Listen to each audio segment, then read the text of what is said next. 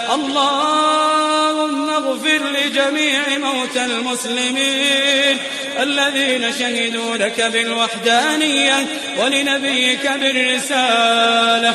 اللهم اغفر لهم وارحمهم وعافهم واعف عنهم وأكرم نزلهم ووسع مدخلهم واغسلهم بالماء والثلج والبرد ونقهم من الذنوب والخطايا كما ينقى الثوب الأبيض من الدنس. اللهم جازهم بالحسنات إحسانا وبالسيئات عفوا وصفحا وغفرانا يا خير الغافرين ويا أرحم الراحمين.